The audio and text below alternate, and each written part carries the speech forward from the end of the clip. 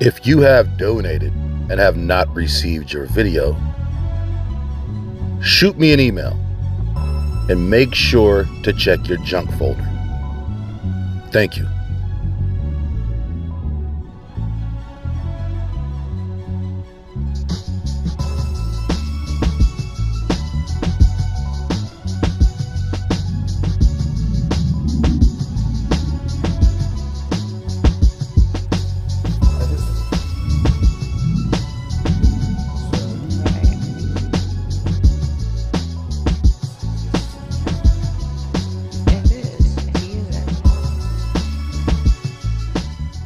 The next title we come across is in Genesis 14, after the battle of the 4 and 5 kings, where Sodom is ransacked by the 4 kings of Shinar, Elam, Elasar, and Tidal, king of the nations. Abram had taken his servants to retrieve Lot after he is captured, and Abram smote Chedorlaomer and the kings with him. He is then greeted by the king of Sodom. Verse 18 states, "And Melchizedek, king of Salem, brought forth bread and wine, and he was the priest of the Most High God. And he blessed them and said, Blessed be Abram of the Most High God, possessor of heaven and earth. And blessed be the Most High God, which hath delivered thine enemies into thy hand. And he gave him tithes of all. And the king of Sodom said unto Abram, Give me the persons and take the goods for thyself. And Abram said unto the king of Sodom, I have lifted up mine hand unto the Lord, the Most High God, the possessor of heaven and earth, that I will not take from a thread to even a shoe latchet, and that I will not take anything that is thine, lest thou shouldest say, I have made Abram rich. Save only that which the young men have eaten, and the portion of the men which went with me, Aner, Eshcol, and Mamre, let them take their portion." The Most High God is mentioned multiple times in this chapter. But the question being, have we been introduced to the Most High God thus far?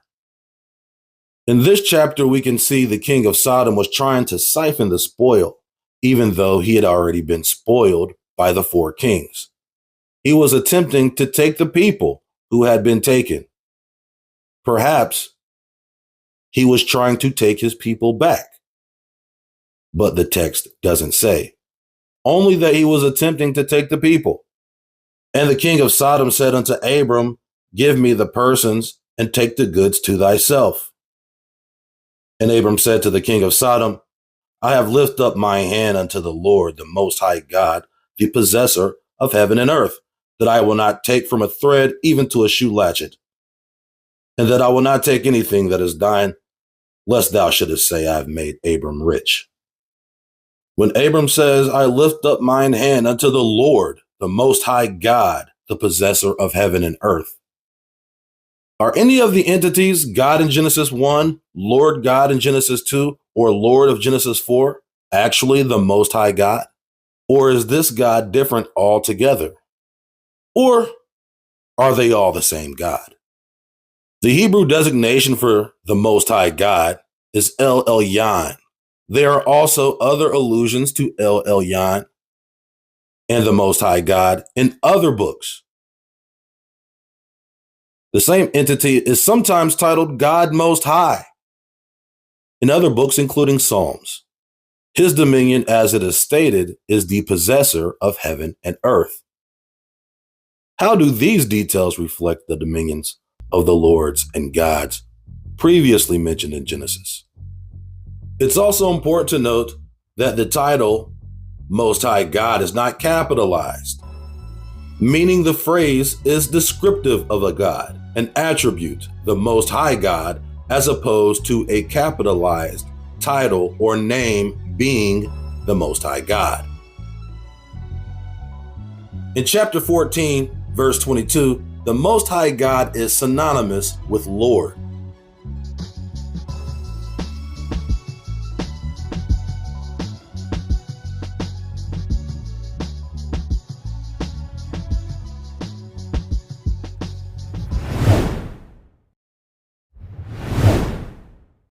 The interchangeable classifications caused the identity of angels in the mid and lower tier to fit multiple categories of dominions, virtues, powers, and principalities, as well as those beings that are classified as archangels, which is another Greco-Christian label. The word archangel does not appear in the text until the New Testament. The order of these angels is not clearly distinguished in the ancient text. However, the most common attribute among this class is the likeness of man. This includes different types of otherwise undefinable angels, listed as the angel of God, the angel of the Lord, heavenly host, angels in the likeness of men, angels of virtue, and angels who protect nations. In terms of those beings considered archangels, there are only 2 mentioned in the actual Tanakh, even though there are commonly thought to be 4, and as many as 7. Gabriel is only mentioned twice, and I heard a man's voice between the banks of the Ule, which called and said, Gabriel, make this man to understand the vision. And then Gabriel explains the prophecy of Persia, Media, and Grecia to Daniel. Once again, the title of archangel or even angel is not applied to Gabriel in the text. Furthermore, Gabriel is described as the man from Daniel's vision. 2 wings of everyone were joined one to another, and 2 covered their body. They went everyone straight forward. Whither the Spirit was to go, they went, and they turned not when they went. There are an assortment of charlatan classification systems used to determine the rank and order of the angelic hierarchy. The terms gods, angels, and demons are often used interchangeably among some of these categories.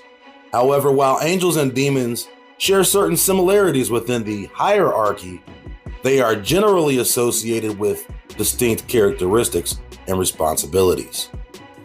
Angels are typically perceived as virtuous forces acting in accordance with the will of God. Angelic obligations include serving as intermediaries, messengers, or protectors, or otherwise fulfilling a specific divine purpose, among other responsibilities. In Christian iconography, angels are frequently depicted as men with wings, which denote their imagery as being capable of Assassin's Creed type fast travel or instantaneous beam me up, Scotty teleportation.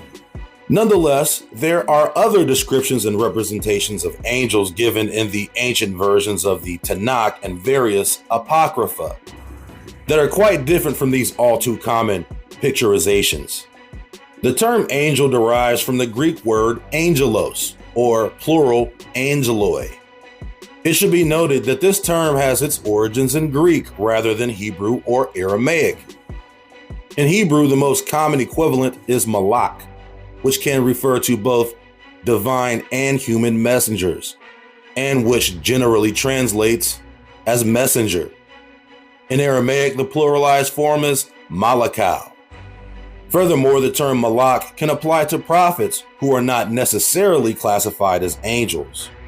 The idea of the term fallen angels used to describe the sons of God in Genesis 6 does not actually occur in the ancient scriptures, but was later coined the name fallen angels by Greek and Christian writers.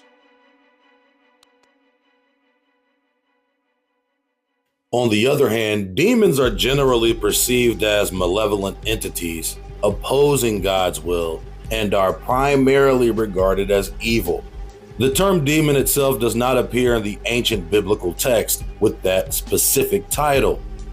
Again, it is born from the lore of proto-Christian mythology and Gnostic traditions. In the Torah and Tanakh, such beings are often referred to as evil spirits or even devils. For example, Deuteronomy 32:17 states that certain Israelites sacrificed to devils, sacrificing to gods their fathers knew not. The terms for these devils in Hebrew such as Shadim or Lashadim, have been interpreted a myriad of ways by the rabbinic charlatanry, but most commonly defined as a goat-headed demon, or even a satyr, drawing parallels with Greek and Canaanite mythology. In Christian and other Gnostic iconographic portrayals, demons are typically illustrated with the faces of monsters, often shown with horns or hybrid animal traits such as tails. Several entities that are considered demonic in the Old Testament include Baal, the chief male god of the Canaanites and Phoenicians, and Baal-zebub, the god of the Philistines. In 2 Kings chapter 17, the text mentions that each nation created its own gods, such as Succoth-Benoth from the men of Babylon, Tartak of the Avites, and Adramelech of the Sepharvaim. Each one of these names is denoted as a god within the narrative, lacking the specific characterization of demons or devils. Beast of the earth after his kind.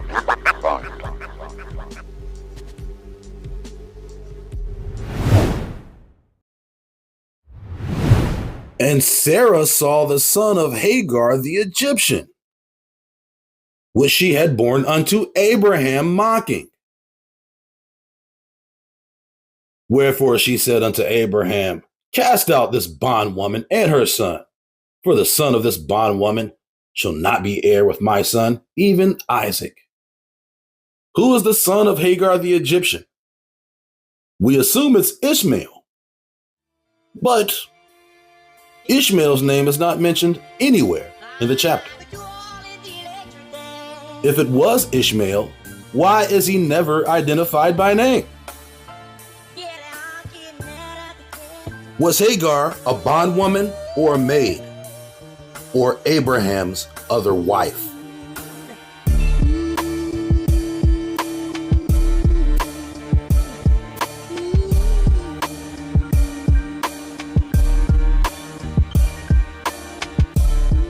Chapter 22, in one of the most infamous stories from the Torah and Genesis, the binding of Isaac.